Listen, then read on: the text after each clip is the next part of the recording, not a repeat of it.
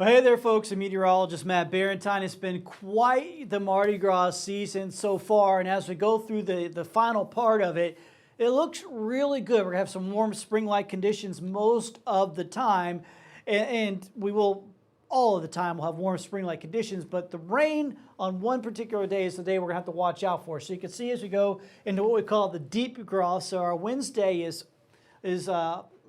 quiet because there are no parades on Wednesday nights. It's a night left free in case any earlier parades are washed out, but none have, so we'll have a night off for Wednesday night. Then we get back into it with the Mystic Stripers on Thursday night, and then you can see really nice weather up until the weekend as we head towards Joe Cain Sunday. Then things are going to turn around. So we'll talk about that in a second. First off, wanted to show you the Mystic Stripers on Thursday night. Looks fantastic. So if you have plans on going out to the Stripers here on Thursday night, temperatures will be in the 60s. They'll be mild.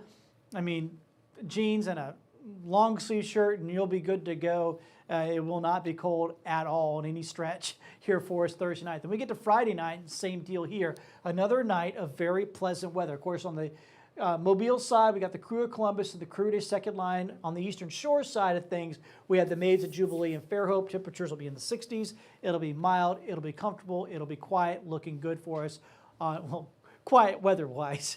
And then we get to Saturday. Tons of parades going on all day on Saturday. In Mobile, they kick off at noon with the floral parade. Now, they're not just parades in Mobile, there's parades in Pritchard, parades in other places too. So you can always go to our Fox 10 Float Tracker app.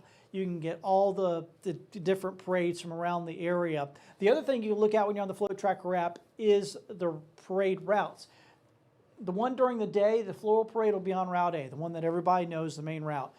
The Mystics of Time will be on Route H, a little different. And so you may want to check it. Make sure you're not putting yourself in a place where, you know, on Route A, that Route H doesn't cover, then you don't have the parade going by. That happens to people, so that's why you want to have our Fox 10 Float Tracker app. Make sure you're good to go. It'll be great weather that day for being out there all day on Saturday. I likely will be with my family, so looks good for that on Saturday. Now, Sunday is going to be another story. So we're going to have rain moving in for our Joe Cain Sunday. And not just rain, probably some pretty heavy rain and some thunderstorms. As of now, we are not marked up for a severe weather setup yet on Sunday, but I would not be surprised if the Storm Prediction Center didn't at least put us in a level 1 of 5. That's going to be a possibility, I think. Here's 11 a.m. on Sunday. This is when the Merry Widows gather at Church Street Graveyard and do their wailing over Joe Cain. Hopefully we can get that in, but it looks like we'll have some rain around at that point. That could add some atmosphere to it. Obviously, though, we are going to have to watch out for some thunderstorms being mixed in with this as well. So that could really hamper things for us, especially early in the day on Sunday. Now, the actual procession starts at 2:30. King Alexis comes out at 2 o'clock. So really about 2 o'clock is when the festivities really get going on Joe Cain Day. I'm hopeful by that point this model shows most of the rain east of us at that point.